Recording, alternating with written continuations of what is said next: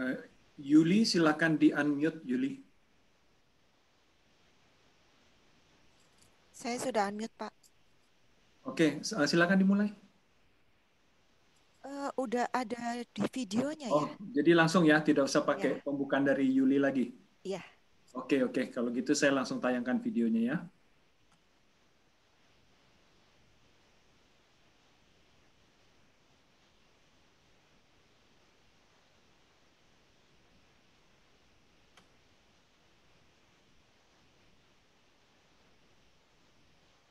Shalom. Shalom. Apa kabar semuanya? Dahsyat, ajaib, wow, luar biasa. Kita jumpa lagi di dalam pertemuan pengajaran PT Akademi yang ketiga. Kita tahu bahwa malam hari ini Roh Kudus ingin mengumpulkan kita di tempat ini. Sehingga kita bisa berkumpul bersama untuk Mau lupa.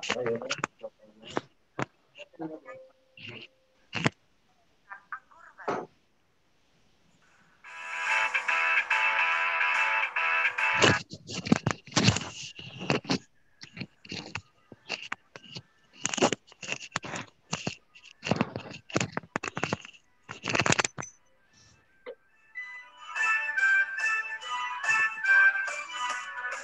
Roh Kudus tercurah di tempat ini, urapannya yang ajaib, memulihkan umatnya. Roh Kudus tercurah bagi gerejanya, memanggilkan umat pilihannya. Hari inilah harinya Tuhan, saat pembebasan tiba. Belenggu dosa telah dipatahkan. Mari bersorak bagi Dia. Hey! Anggur baru tercurah, penuhi umatnya dengan sukacita. Minyak baru tercurah, urapi umatnya, nyata kuasanya. Roh Kudus tercurah di tempat ini, urapannya yang ajaib, memulihkan umatnya. Roh Kudus tercurah bagi gerejanya, memanggilkan umat pilihannya. Hari inilah harinya Tuhan, saat pembebasan tiba. Belenggu dosa telah dipatahkan. Mari bersorak bagi Dia. Hey! Anggur baru tercurah, penuhi umatnya dengan sukacita. Minyak baru tercurah, urapi umatnya, nyata kuasanya. Anggur baru tercurah, penuhi umatnya dengan sukacita. Minyak baru tercurah, urapi umatnya, nyata kuasanya. Nyata kuasanya. Nyata kuasanya.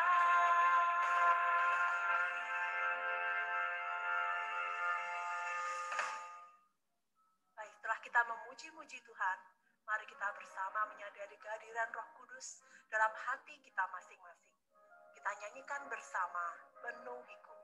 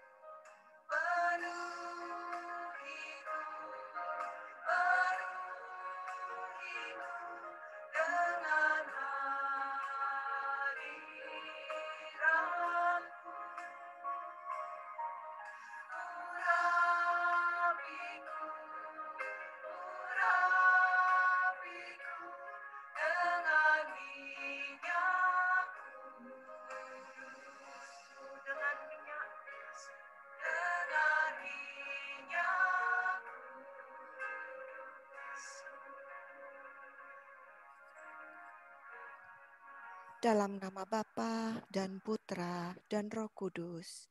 Amin. Terima kasih Allah Roh Kudus atas penyertaan-Mu sepanjang hari ini, sehingga kami dapat berkumpul kembali dalam pengajaran PPAT ketiga, pertemuan ketiga pada malam hari ini. Bukakanlah hati dan diri kami agar kami dapat mendengarkan pengajaran yang akan kami peroleh sebentar lagi. Kami mohon secara khusus, bimbinglah dan urapilah Romo Arsen yang akan memberikan pengajaran pada malam hari ini, sehingga ia dapat menyampaikan sesuai dengan kehendak-Mu dan berguna demi perkembangan kehidupan rohani kami. Kemuliaan kepada Bapa, Putra, dan Roh Kudus, seperti pada permulaan, sekarang, dan sepanjang segala abad. Amin. Dalam nama Bapa, Putra, dan Roh Kudus. Amin. Yang terkasih Romo Arsen, kami persilahkan. Baik, Pak Yos, terima kasih untuk waktunya. Baik, selamat malam saudara sekalian. Ya, saya diminta berbicara tentang dua topik, sakramen pembaptisan dan krisma dalam waktu 45 menit. Waktu singkat dan dengan dua topik, jadi saya coba untuk memberikan sesuatu yang perlu saja, mungkin tidak mendetil, tapi sesuatu yang perlu bagi kita. Bisa saya share screen ya, Pak Yos ya? Boleh? Silakan. Oke, saya share screen ya. Baik, sakramen pembaptisan dan sakramen krisma dalam gereja itu ada 3 sakramen inisiasi. Jadi sakramen baptis dan krisma itu masuk dalam sakramen inisiasi, artinya bahwa sakramen ini menggabungkan seseorang ke dalam Tuhan dan juga ke dalam gereja. Jadi memasukkan dia di dalam sebuah persekutuan dengan Allah, tapi juga dengan persekutuan dengan gereja. Nah, ada 3 sakramen, yaitu sakramen baptis, krisma, dan ekaristi. Hari ini kita berbicara tentang baptis dan krisma, minggu depan kita akan berbicara tentang sakramen ekaristi. Baik, kita melihat pertama dulu sakramen baptis.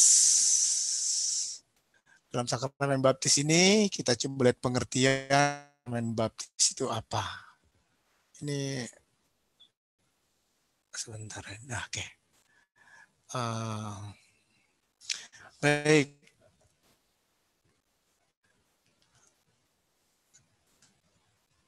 Nah, baptis itu berasal dari atau ini kok mengganggu. Bapten dalam arti atau baptis atau yang berarti membenamkan atau mencelupkan ke dalam air. Nah, di sini kerap kali sebuah perdebatan soal baptis ini, apakah ditenggelamkan ataukah tidak, itu persoalan yang sering kali terjadi atau dibicarakan. Nah, saya mengajak kita untuk melihat arti dari baptis itu sendiri supaya nanti kita bisa menentukan atau bisa memberikan sebuah jawaban apakah itu harus ditenggelamkan atau tidak. Dalam kitab suci, kata baptis ini memiliki arti yang berbeda dari kata dengan arti ditenggelamkan. Misalkan kita ambil contoh dalam Lukas bab 16 ayat 24. Di sana dikatakan, ini kisah perumpamaan tentang Lazarus dan orang kaya. Lalu orang kaya itu yang berseru katanya kepada Bapak Abraham, kasihanilah aku, suruhlah Lazarus supaya ia mencelupkan. Nah, kata di sini dalam Lukas 16 ayat 24 itu menggunakan kata baptein, supaya ia mencelupkan ujung jarinya ke dalam air dan menyejukkan. Lihat, jadi ujung jarinya diminta untuk dicelupkan ke dalam air supaya menyejukkan lidah si orang kaya yang dalam neraka itu. Kata ini yang dipakai adalah baptein. Kata berarti mencelupkan. Ya nggak mungkin kan semua jari ditenggelamkan ke dalam tempat minum itu, tidak mungkin. Maka dalam teks ini kata baptein itu berarti mencelupkan ujung jarinya, ujung jari ke dalam air dan menyejukkan lidah. Jadi kata baptein atau baptis ini membenamkan bukan dalam arti keseluruhan tapi sebagian. Lalu dalam Yohanes bab 13 ayat 26, kata mencelupkan juga di sana dikatakan itu memiliki arti, baptein yang digunakan di sana memiliki arti mencelupkan dalam bahasa Indonesia. Kita baca ayat ini sebentar. Waktu itu kisahnya adalah dalam perjamuan malam terakhir, Yesus menjawab begini. Waktu dia ditanya siapa yang akan mengkhianati dia. Dialah itu yang kepadanya aku akan memberikan roti sesudah aku mencelupkannya. Nah, kata mencelupkan ini menggunakan kata baptein dalam bahasa Yunaninya. Baptein, sudah berkata demikian dia mengambil roti mencelupkannya. Di sini juga yang digunakan adalah kata baptein atau dari kata baptis. Nah, di sini kita melihat saudara sekalian beberapa kata dalam kitab suci, kata baptein dalam kitab suci itu memiliki bukan ditenggelamkan dalam arti seluruhan badan atau seluruh dirinya atau seluruh bagian tubuh ditenggelamkan, bukan. Tapi sebagian atau seluruhnya. Nanti kita akan bisa lihat beberapa ayat lagi dalam Markus bab 7 ayat 3-5, Lukas 11 ayat 38. Nah, di sana kata-kata yang digunakan adalah kata-kata baptise, baptizan, ini akar katanya adalah baptis, tetapi dalam arti ini, ayat-ayat ini tidak dikatakan bahwa itu ditenggelamkan keseluruhan, tidak, tapi sebagian. Bahkan dalam 1 Korintus bab 10, dikatakan begini, Paulus menulis suratnya, aku mau supaya kamu mengetahui, saudara-saudari, bahwa nenek moyang kita semua berada di bawah perlindungan awan dan bahwa semua telah melintasi laut. Melintasi laut ini yang dipakai kata-katanya adalah ebaptizan. Melintasi laut, menyeberangi laut. Ini bukan berarti orang-orang itu tenggelam ke dalam laut, tidak. Jadi kata baptis sebetulnya meskipun katanya memiliki kata ditenggelamkan, itu memiliki arti ditenggelamkan baik seluruhnya maupun sebagian. Jadi dengan konsep ini saya kira kita bisa menjawab kalau ada pertanyaan, apakah baptis itu selam atau tidak, ataukah baptis selam itu berarti tidak, baptis yang tidak selam berarti tidak sah. Nah, kita bisa menjawab dengan ayat-ayat ini bahwa kata baptis itu tidak selalu menunjukkan ditenggelamkan keseluruhannya. Ini kita dari arti katanya. Lalu mengapa kita dibaptis? Atau mengapa kita melakukan pembaptisan? Yesus sendiri membaptis murid-muridnya. Dikatakan sudah itu Yesus pergi dengan murid-muridnya ke tanah Yudea dan ia diam di sana bersama mereka dan membaptis mereka. Dan membaptis. Jadi Yesus juga membaptis di tanah Yudea, dia diam di sana bersama-sama dengan muridnya membaptis orang. Lalu juga para murid Yesus juga membaptis.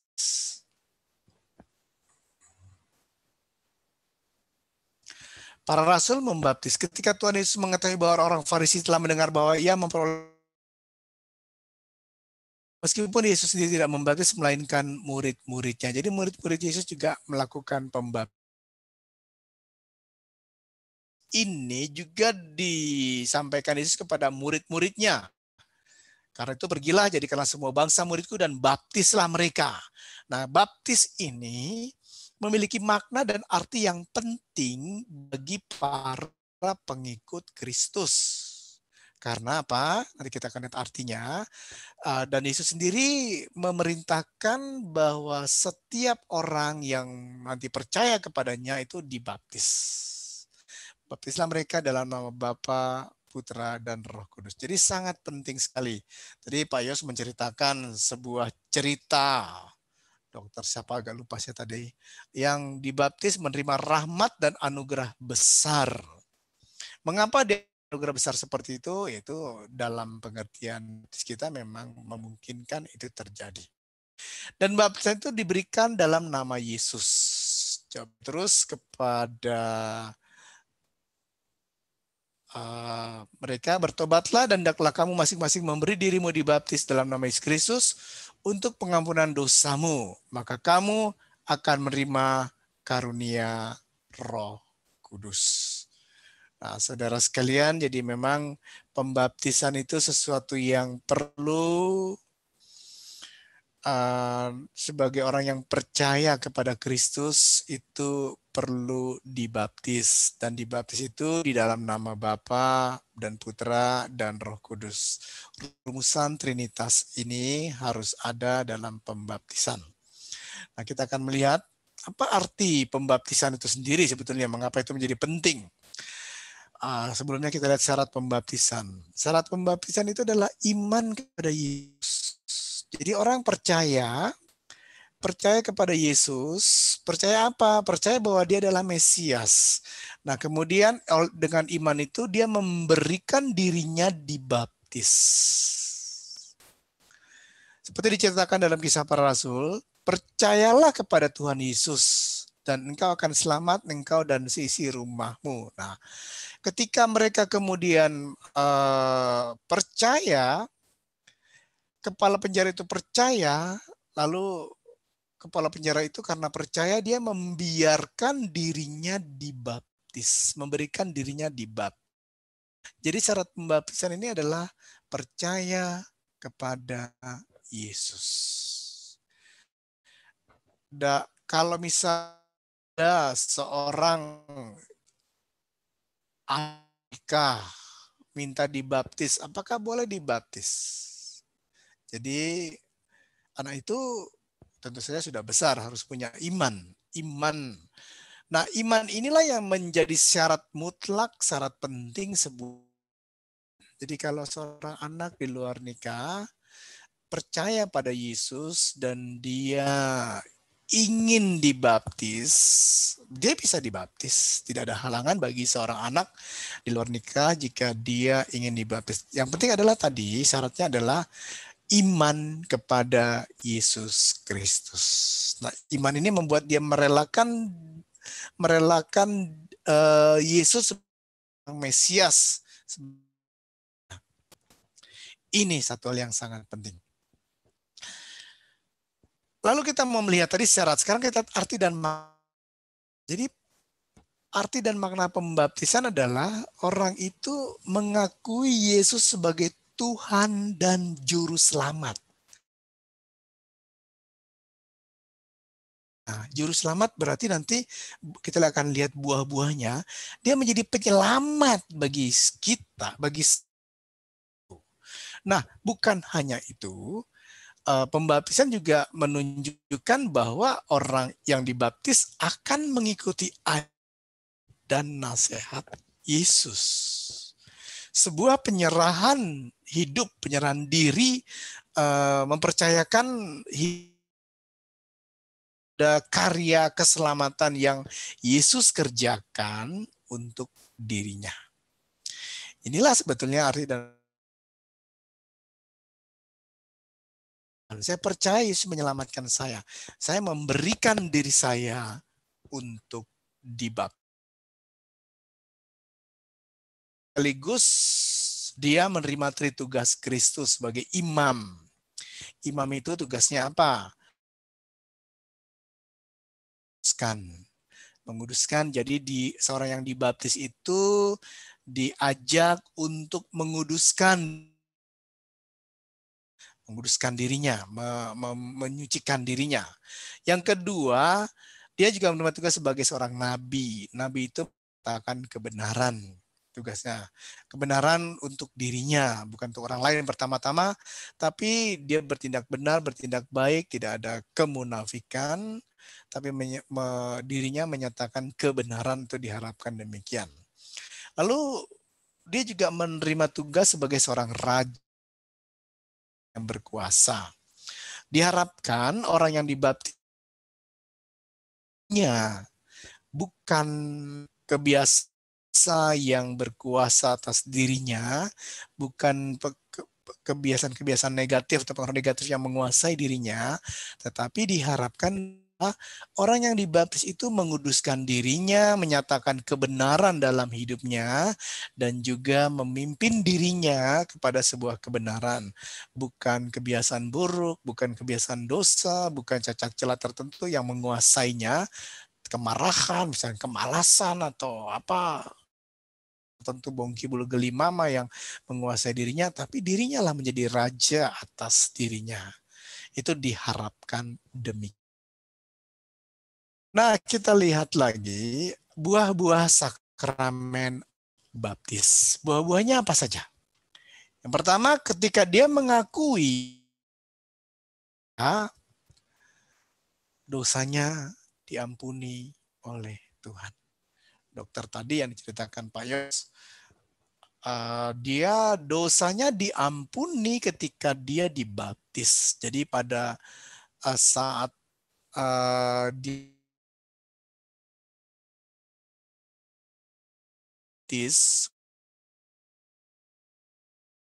Tuhan, dosa asal, semua dosa pribadi serta siksa-siksa dosa itu dihapuskan. Seluruhnya total dihapuskan. Nah, orang seperti ini kalau meninggal dunia masuk surga dia. Karena tidak ada lagi dosa yang ada pada dirinya. Kalau dibaptis kemudian meninggal dunia. Seperti orang yang disalib bersama dengan Yesus. Yesus katakan, saat ini juga engkau ada bersamaku di Firdaus. Orang itu dihapuskan dosa-dosanya oleh Tuhan. Saat ini juga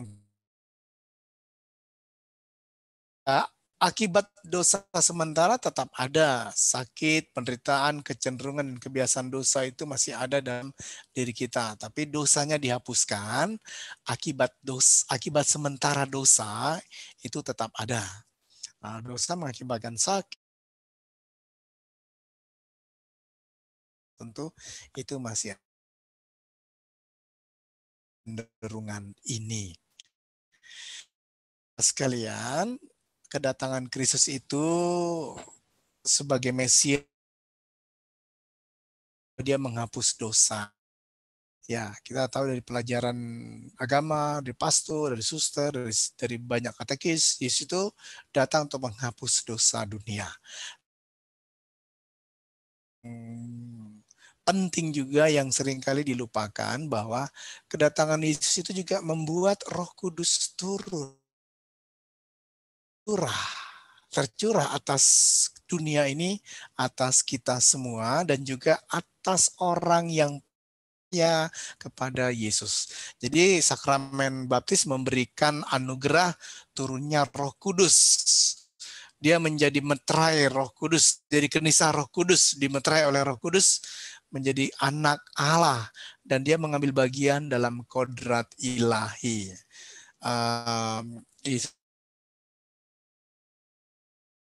Bagi kamu jikalau aku pergi, sebab jikalau aku pergi, Roh Kudus itu akan datang padamu, Roh itu tidak akan datang padamu. Jadi kematian Yesus itu dan ketika dia menjadikan Mesiasnya, pertama-tama dosa dia diampuni, dan karena pengampunan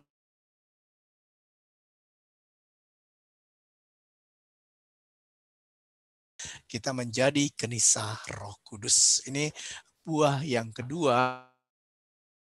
Buahnya adalah dia disatukan atau digabungkan dalam anggota gereja menjadi satu tubuh, jadi tubuh Kristus. Dan dia mengambil bagian dalam keseluruhan rahmat ilahi dan kegiatan apostolik dan juga misioner. Jadi mendapat bagian penuh dalam seluruh hak dan juga kewajiban sebagai anggota gereja. Ini buah-buah yang ketiga. Lalu kita melihat sekarang dalam gereja itu, selain pembaptisan yang umum kita kenal, kita tahu itu ada istilah yang disebut sebagai baptis darah dan baptis rindu. Apa artinya? Saudara sekalian, kalau seorang punya kerinduan untuk dibaptis, tapi kemudian dia mengalami penganiayaan dan meninggal, dia belum sempat dibaptis, tetapi orang-orang di sekitarnya mengetahui bahwa dia punya kerinduan untuk dibaptis dan dia mengalami kematian karena imannya itu. Nah, orang ini mengalami apa yang disebut baptis darah, dibaptis oleh darahnya yang dicurahkan. Itu istilah yang digunakan dalam gereja. Jadi gereja mengakui bahwa oleh iman orang itu, dia juga dihapus dosanya karena imannya pada Kristus, meskipun kemudian dia tidak pernah dibaptis secara biasa karena mengalami kematian. Lalu ada juga disebut baptis rindu. Apa yang disebut baptis rindu? Kalau tadi baptis darah itu orang itu mati sebagai martir, dibunuh karena imannya. Sedangkan baptis rindu ini, orang memiliki kerinduan untuk menerima baptisan. Dia bertobat dari dosa-dosanya dan ingin mencintai Tuhan. Tapi sebelum dibaptis, dia meninggal dunia. Ada kerinduan untuk menerima pembaptisan, sudah mempersiapkan diri sedemikian rupa, tapi kemudian meninggal. Kalau baptis darah itu meninggalnya karena dibunuh karena imannya atau sebagai martir. Baptis ini meninggal karena hal-hal biasa atau sebab-sebab biasa. Nah, orang demikian itu disebut memiliki atau mengalami baptis rindu. Jika dia dengan kesadaran penuh memang diketahui memiliki kerinduan ini, dia waktu meninggal dunia bisa diberikan atau dilakukan misa requiem untuknya, karena gereja melihat dia sudah mengalami pembaptisan juga, tapi pembaptisan dalam kerinduan. Jadi bisa orang seperti ini dirayakan misa requiem untuk dirinya. Nah, sekarang kita lihat unsur-unsur pembaptisan. Unsur pembaptisan ada dua. Dalam sakramen itu ada dua unsur selalu, ada materia dan ada forma. Materianya itu adalah air. Air sebagai sarana yang digunakan untuk pembaptisan. Air adalah sumber kehidupan dan kesuburan, tapi juga air lambang keselamatan. Dalam perjanjian lama kita tahu Israel itu keluar dari Mesir melalui Laut Merah, melalui air. Nabi Nuh juga diselamatkan, atau pada zaman Nabi Nuh itu air menjadi tanda akan datangnya, sebetulnya diharapkan Allah memberikan keselamatan kepada dunia ini. Nah, itu air, demikian. Formanya adalah, rumusan doanya adalah harus dilakukan dalam rumusan triniter. Aku membaptis engkau demi nama Bapa dan Putra dan Roh Kudus. Saya agak cepat sedikit ya, karena ini agak lama juga nih. Pelayan utamanya adalah Yesus Kristus. Pelayan biasa itu adalah uskup dan imam. Dalam gereja timur, diakon juga termasuk di dalam pelayanan ini. Sedangkan pada saat-saat darurat itu artinya imam tidak dapat didatangkan dengan segera.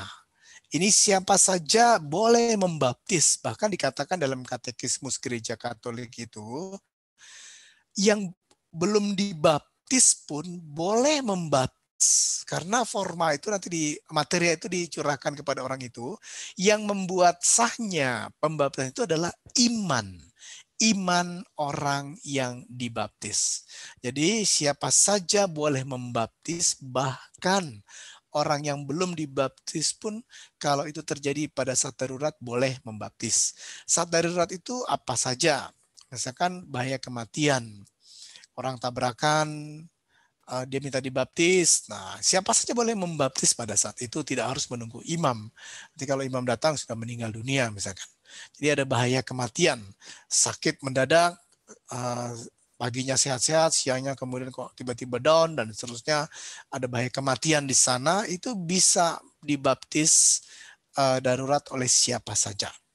Kemudian mau pergi berperang, misalkan diserang oleh musuh, lalu kemudian dia mau pergi berperang, nggak sempat datangkan imam, dan kalau datangkan imam mungkin sudah ditembak duluan gitu, diserbu duluan. Nah, orang seperti itu juga bisa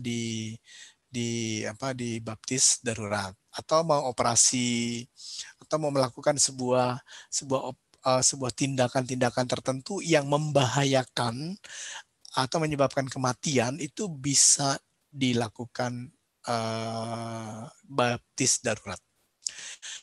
Baptis darurat syaratnya ada dua tadi. Materinya adalah menggunakan air, nggak boleh menggunakan Coca-Cola atau kopi, nggak boleh, tapi harus menggunakan air. Rumusannya juga rumusan triniter. Aku membaptis engkau dalam nama Bapa dan Putra dan Roh Kudus. Itu sah kalau begitu. Lalu penerima baptisan ini adalah orang yang percaya. Siapa saja yang percaya dan mau mengakui Yesus sebagai penyelamat itu boleh dibaptis. Asalnya syaratnya belum dibaptis. Ini perlu saya sampaikan, gereja Katolik itu mengakui pembaptisan dari gereja-gereja yang termasuk dalam himpunan gereja Protestan, itu diakui oleh gereja Katolik. Sehingga kalau orang Protestan mau masuk gereja Katolik, kalau rumusan pembaptisan di gereja Protestan itu sudah triniter, aku membaptis engkau dalam nama Bapa, Putra, dan Roh Kudus, itu diakui sah oleh gereja Katolik, sehingga orang Protestan yang masuk gereja Katolik tidak perlu dibaptis ulang, tapi diterima menjadi anggota. Itu upacaranya upacara seperti itu. Dalam tradisi Politus, yang penting bukanlah orang yang membaptis, tapi orang yang dibaptis dan penerimaan iman oleh orang itu. Saya percaya Yesus penyelamat, dan saya mau menjadikan dia sebagai penyelamat saya. Itulah yang penting. Dan biasanya kalau secara umum itu perlu masa katekumenat. Supaya apa? Supaya orang mengerti akan makna keselamatan, menghayati hidup menurut Injil, terlibat aktif dalam peran liturgi, dan hidup dalam iman dan cinta kasih kepada Allah dan sesama. Ini tujuan masa katekumen yang biasanya cukup lama. Supaya orang mengerti dulu. Pada orang yang tidak beriman, pembaptisan itu dikatakan oleh gereja itu dia mau dibaptis, tapi imannya tidak begitu sungguh-sungguh. Hanya dia punya keinginan untuk dibaptis. Ya, gereja tidak bisa menolak dibaptis juga, tetapi tidak akan menghasilkan buah dalam dirinya. Nah, kalau orang yang tidak beriman, demikian sah pembaptisannya, tapi tidak berbuah. Misalkan ada orang yang hanya ikut-ikutan saja dibaptis, tetap sah pembaptisannya, tapi tidak menghasilkan buah dalam dirinya. Itu mengenai sakramen baptis. Lalu kita lihat sakramen krisma. Dasar kitab sucinya adalah waktu itu para rasul itu mendoakan supaya orang-orang Samaria itu beroleh Roh Kudus. Jadi orang-orang Samaria sudah dibaptis oleh baptisan Yohanes, tapi kemudian mereka diminta untuk dibaptis kembali oleh atau didoakan pencurahan Roh Kudus oleh para murid. Nah, keduanya kemudian menumpangkan tangan ke atas mereka, lalu mereka menerima Roh Kudus. Penerimaan Roh Kudus inilah yang menjadi dasar dari sakramen krisma. Jadi ketika orang menerima sakramen krisma, dia mengalami pengurapan Roh Kudus. Dia diberi ditanda dan dimeterai oleh Roh Kudus. Nah, dia menjadi milik Kristus sepenuhnya. Dia ditempatkan dalam pelayanan Kristus dan mengalami perlindungan ilahi. Dia diberi kekuatan untuk melakukan karya pelayanan. Seperti Yesus yang menghembuskan Roh Kudus kepada para murid-muridnya sehingga mereka mampu melakukan karya pelayanan yang luar biasa. Sakramen ini juga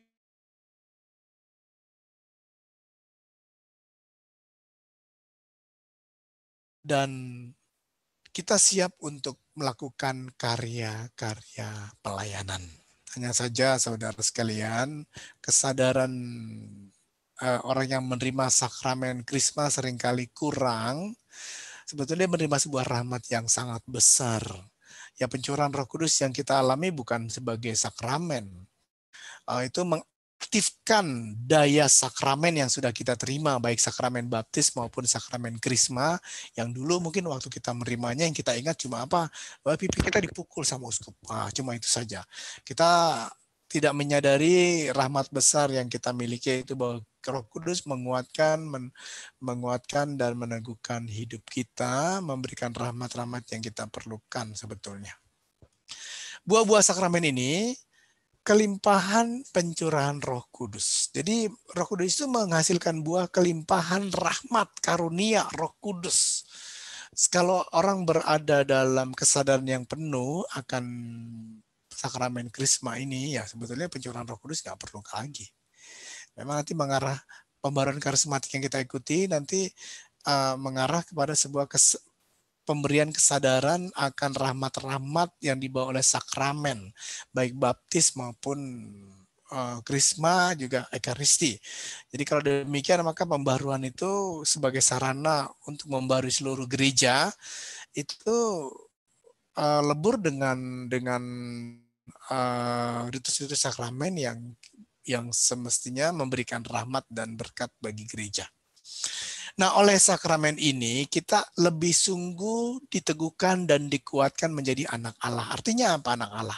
Anak Allah itu artinya melakukan kehendak Allah, melakukan karya-karya Allah, bersikap seperti anak Allah, tidak berdosa, menjauhi dosa, dan seterusnya.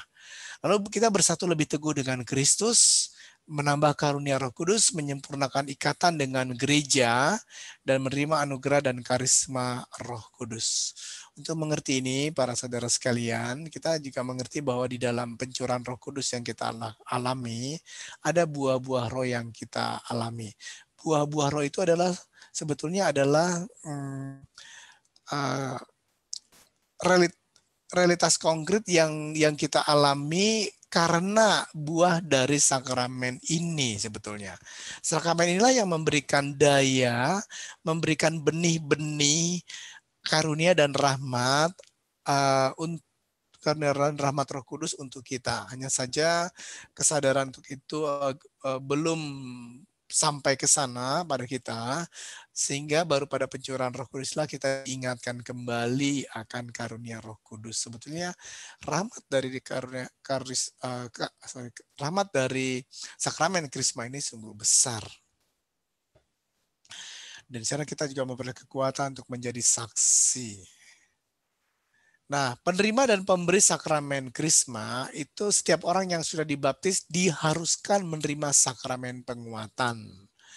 Orang yang apakah ada orang yang dilarang untuk menerima sakramen krisma meskipun sudah dibaptis?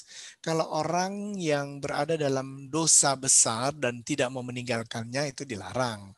Tapi kalau dia mau mengaku dosanya, itu bisa diampuni dosanya dan bisa menerima sakramen penguatan.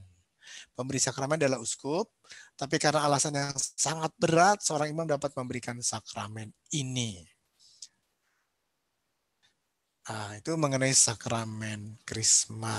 Baik, sampai sini ini lebih dari pas waktunya ya, atau lebih.